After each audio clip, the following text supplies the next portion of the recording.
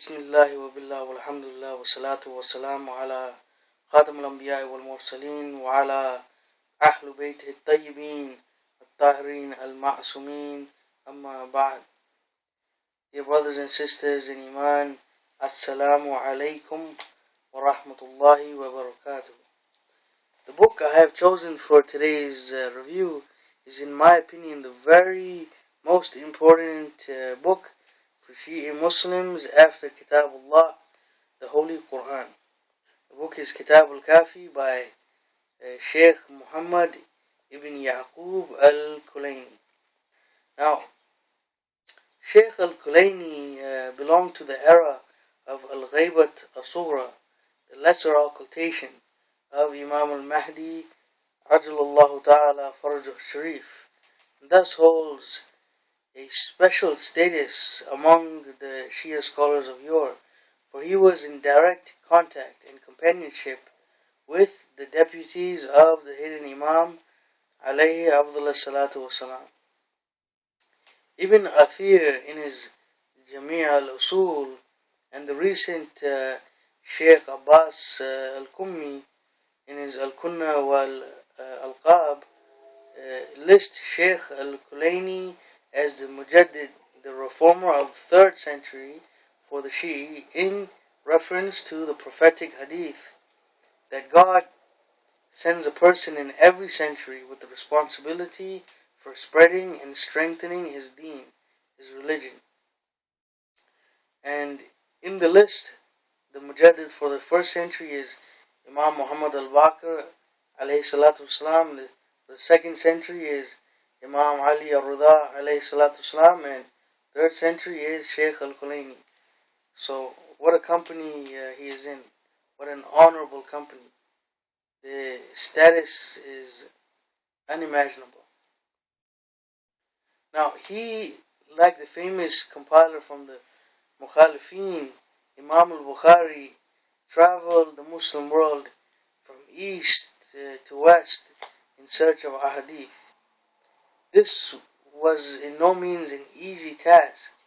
It was rather brutal. It was not in a time like today where you could just fly to Iraq or Iran or Egypt or Syria. You had to physically go there somehow, via camel or boat or horse. It was very difficult, very difficult task. Now, al-Kafi may be titled as such, Kafi meaning sufficient, but in no means is al-Kafi Kafi. Over 50% of the narrations in it are considered da'if, in the opinion of eminent scholars such as Baqir al-Majlisi, al-Shahid al-Thani, and Imam al-Khuy. Al-Kafi is Kafi in the sense that Shaykh al-Kulayni collected hadith concerning nearly all aspects of life that the common man would face.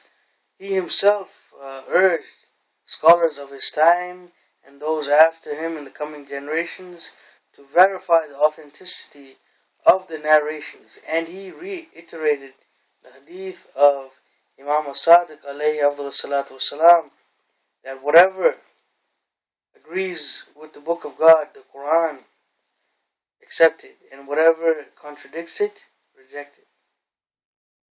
And truly there are no 100% authentic books like the Quran. Even with its issues, Kitab al-Kafi is the very best Shia hadith compilation currently available, and thus is given great importance. Unfortunately, in this day, when English has become the language of learning, the mode of learning, the lingua franca of the world, al-Kafi has yet to be properly translated and presented in this language. It's very unfortunate.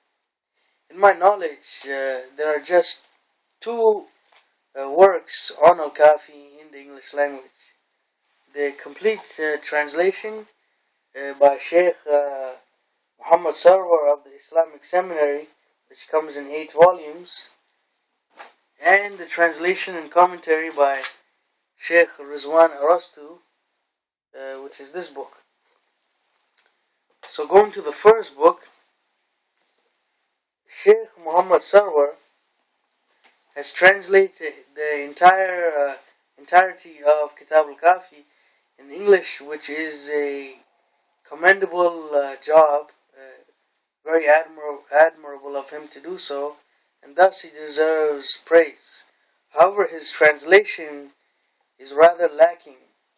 For those who understand a bit of Arabic can immediately tell that the message, the gist is correct, but the translation word by word is off. For example, he translates alayhi salam, a phrase understood by many as peace be upon him or on him be peace. He translates it as a recipient of divine supreme covenant. I do not know why he would translate it that way, but he might be trying to give a deeper translation, a deeper meaning to the word salam, for the word peace does not do justice to it. I guess that's his reasoning. However, this type of translation makes the work inaccurate. But since Shaykh Sarwar is associated with the Najaf Hausa and is not a Western academic, thus is not a master of the English language, thus these shortcomings are to be forgiven and his efforts are praiseworthy. Now, the second work of Shaykh Rizwan Arastu is an excellent translation and an equally excellent exegesis that is easily understood by all.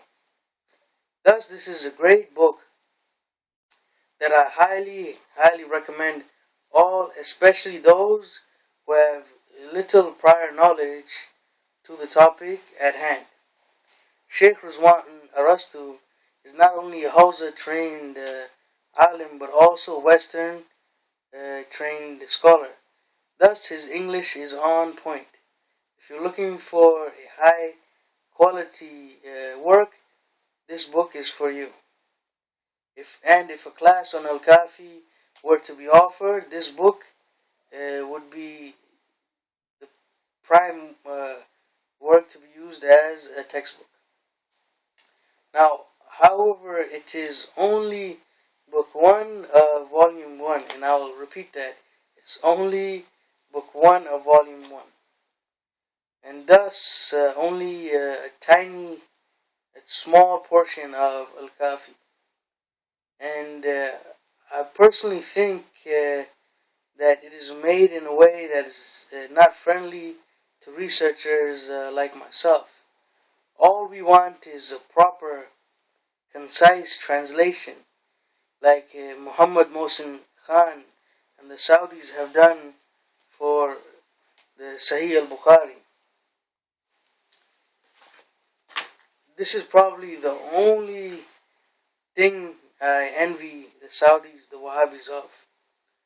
For researchers, all we want is the original Arabic with the narrator and then a quality translation, and that's it. So I think Shaykh Arastu has written it in such a style that it may be a benefit to all, but to expect him to produce such a work for the entirety of Kitab al-Kafi, in my opinion, is not feasible, nor is it possible.